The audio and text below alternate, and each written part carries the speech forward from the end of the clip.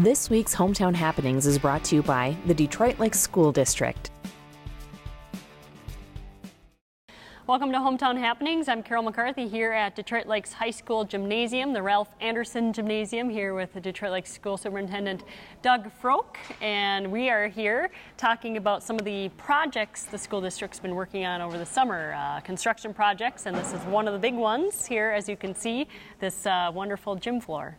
Yeah, you know, this has actually been a 2-year project, Carol, and you know, one of the things we knew that we had to kind of do something with the wood floor. It was starting to yellow. That's years of oil-based sealant that builds up, and we just knew we had to do a little something different to upgrade the floor. And so what we did is we took the first flooring, as you can see here, and addressed that from a stain, made it a little up-to-date, trendier, and that kind of thing, and the base lines and those kinds of things, and then whitened it a little bit more. And so then the second part was we knew we had to have something at center court, and we were in the midst of making a brand for our district and something different, a little updated logo.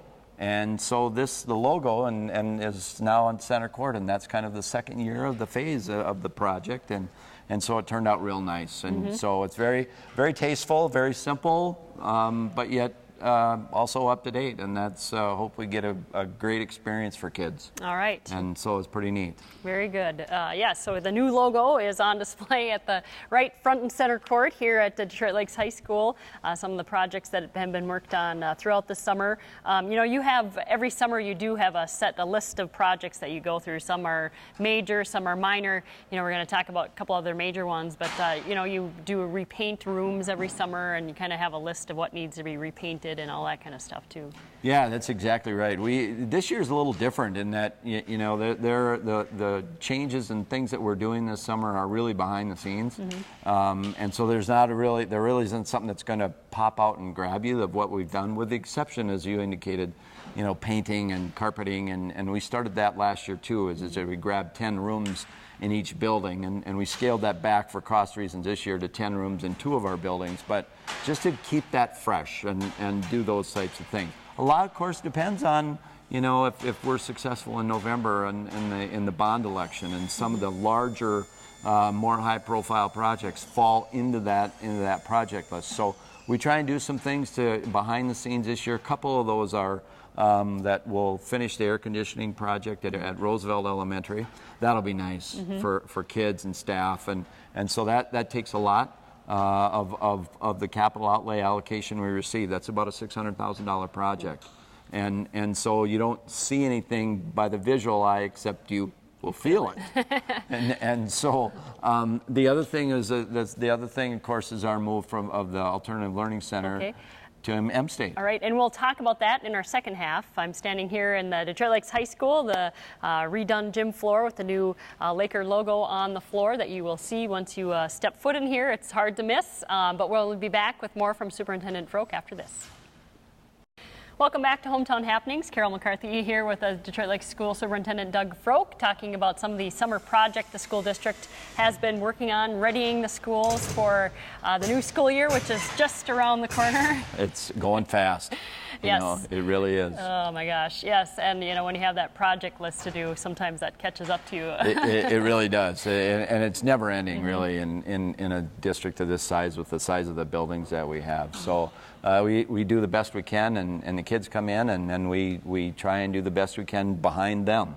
And so it works, but we keep at it. Okay. Well, tell us a little bit about, before the break, you were talking about the move from of the Area Learning Center from the Homestater over to M-State. We've got some construction going on. Yeah, there we go. Little ambient sound going on today. But you're going to have the students from the ALC move over to M-State, and that is one of the projects too. Tell us a little bit more about that. Right. This happened about 2 years ago. We started thinking about the overall direction of the ALC and just the whole idea of what's the next step for some of those kids, and would we be better enhanced in the availability of space at M-State, as you know, and would we give those kids a little bit of a view of what there is in life beyond high school. And so we had conversations with folks at M-State, and so again, about 2 years ago, we had to notify our current tenants, the community center, which is a great partnership, and we gave them a year notice and that kind of thing to help them transition. And so this year then, with the start of the 2015-16 school year, our ALC kids will be going to school on what they call the B wing of M-State. Okay, and cool. so it's a great experience, and we think kids are really going to benefit and like the accommodations there, and then they see what's out for them beyond high school. That maybe I can go to college. And so that was the idea, and we think just by even with the aesthetics of seeing what's happening with the changeover and in regards to what it looks like now at M-State, that they're really going to enjoy that. All right, so great. So that is another move, and I know that the school district is also working on installing security cameras around the district as well, and that's kind of one of those things that you kind of check off every year, a couple here, a couple there. A couple there, based upon what we find out from instances during the year.